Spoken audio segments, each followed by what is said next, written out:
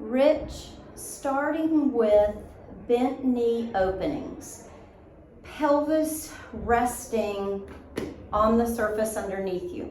Hands can even rest on the front of the pelvis, noticing that if it stays, trying to keep it pretty level.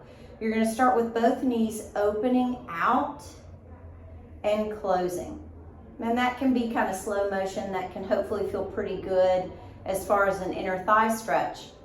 And then, Rich, you can start moving one leg at a time.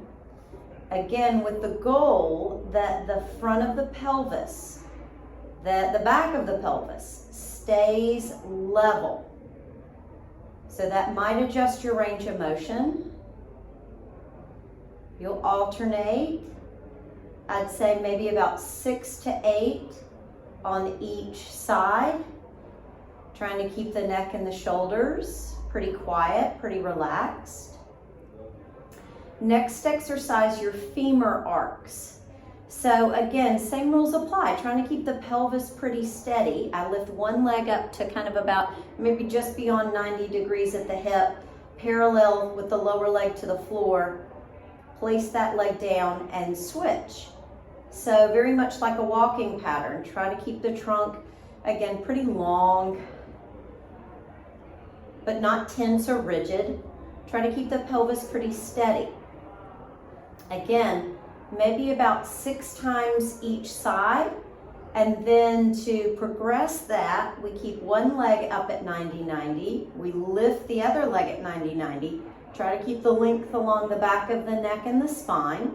Try to avoid the tummy muscles really pooching up or popping up, and maybe tapping one foot down and then the other foot down and one foot down, and continuing to breathe naturally. Again, that magic number of about 6 to 8 on each side. And then from there, I'd say coming to hands and knees. And the goal here, hands underneath the shoulders or kind of the shoulder blades, the knees underneath the hip joints or about that groin area.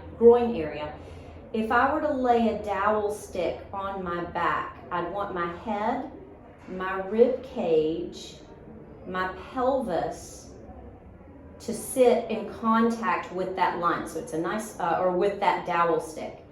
From there, Rich, you can work on maybe reaching one arm.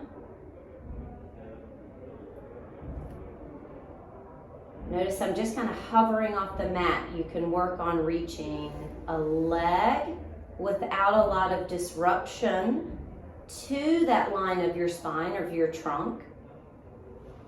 And then you can always maybe try adding opposite arm, opposite leg.